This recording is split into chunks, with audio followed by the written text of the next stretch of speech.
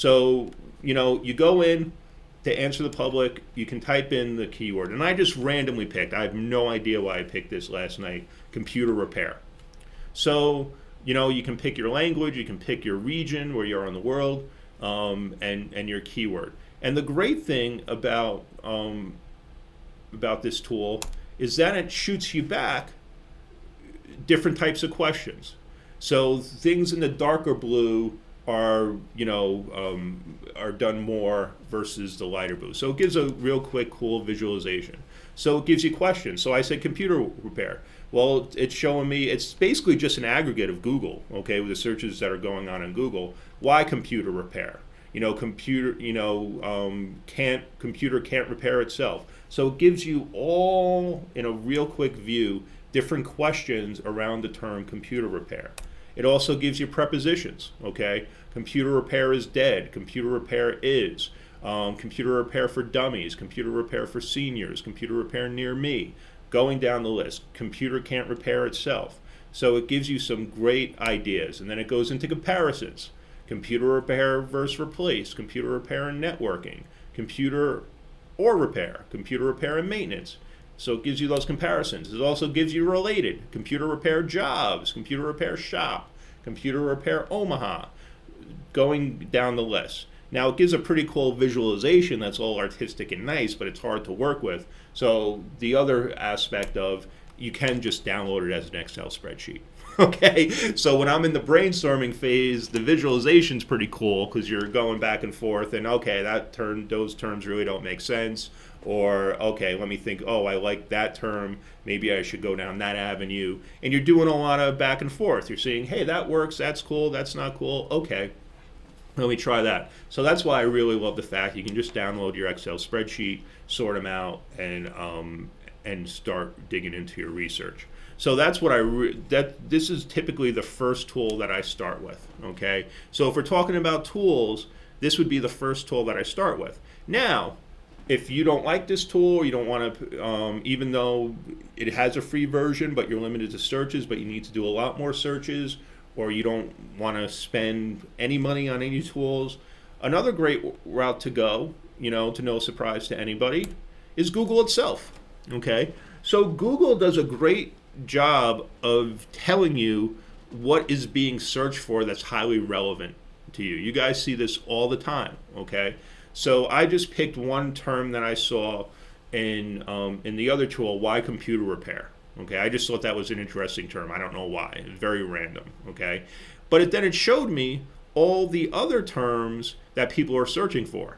Why computer repair tutorial, computer repair near me, computer repair services. Now I don't have any volumes or anything like that, but it's showing me highly relevant searches that are done, okay? Another thing that you should really look at is the people also ask box. You're seeing that a lot more. There's another webinar that we had where we talked about the landscape of Google itself and how the search results, and I highly encourage you to check out that webinar on our YouTube channel. I think it was called What's Up with Google. Good webinar. I'm a little biased, but definitely check that out where we talk about the landscape of Google. But people also ask is very important as well, because that will also give you a sense of what people are searching for. So these are the first two places I start, just starting to get ideas of keywords that I should be going after, okay? This could be a minutes long process. This could be an hours long process. That's really up to you and how much you dig into. So this is where I start off. I talk to somebody, I get a sense of common questions, common terms of what they think anecdotally. Then I start doing the research using these two tools to see what's being searched and what's highly relevant to the business. Now, the next phase is, before I get deeper and deeper and deeper, is to start qualifying competitiveness of those keywords that I think might be worth going after, but without taking a lot of time. And this is what I was talking about earlier, is a really quick way to estimate the competition for a keyword, okay, without using any tools. There's some telltale signs just looking at a search result if a term's really competitive or not, and if it's worth going after or not. And like I use computer repair, but a term like IT managed services, okay, a different type of term. I just wanted to give you a sense how I could tell fairly quickly that this is a pretty competitive term and probably not worth going after unless somebody wants to spend millions upon millions of dollars. And this isn't using any tool, digging very deep. These are just some 3 telltale signs. First off, if there's a lot of ads in those search results, although Google is definitely filling up the results with more and more ads every single day, but if you see a ton of ads, okay, it's probably very competitive, okay, so people are paying money to be there. Another telltale sign is if you're seeing a lot of well-known websites and brands, okay? So with IT managed services, we're seeing companies like Comcast, okay? Companies like DBO, companies like Conserva, okay? Real big name IT management services. So they're probably spending a lot of money and have an SEO team optimizing them for these terms.